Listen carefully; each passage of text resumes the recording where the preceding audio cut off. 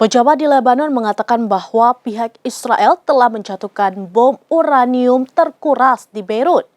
Debu radioaktif berhamburan usai Israel menjatuhkan bom tersebut hingga memicu kanker dan cacat dari lahir.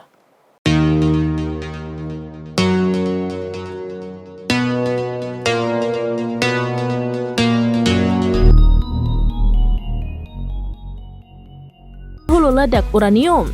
Dia menyerukan pengumpulan sampel dari lokasi yang dibom untuk dikirim ke PBB sebagai bagian dari penyelidikan internasional.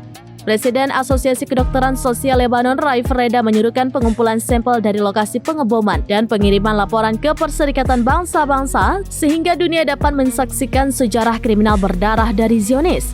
Menurut pernyataan menjatuhkan 80 bom seberat 1 ton atau 2.000 pon di sedikitnya 4 bangunan tempat tinggal di pinggiran selatan Beirut pada tanggal 27 September untuk membunuh pemimpin Hizbullah Hassan Nasrallah. The New York Times mencatat bahwa sebuah video yang dirilis oleh tentara Israel menunjukkan bahwa pesawat tempur yang menerbangkan misi untuk membunuh Nasrallah masing-masing dilengkapi dengan 6 rudal BLU-109 buatan Amerika Serikat. Lorient Today mencatat bahwa menurut laporan dari Institut Angkatan Laut Amerika Serikat, jenis bahan peledak yang paling umum di dalam rudal ini adalah bom yang diklasifikasikan sebagai GBU-31. Angkatan Udara Israel diketahui telah menggunakan bom-bom ini di Gaza.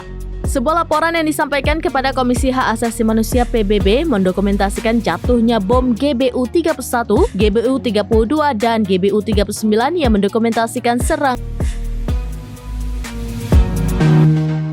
Demikian informasi terkini Syedara Alun. Saksikan terus beragam informasi lainnya. Jangan lupa like dan share seluruh akun serambines.com.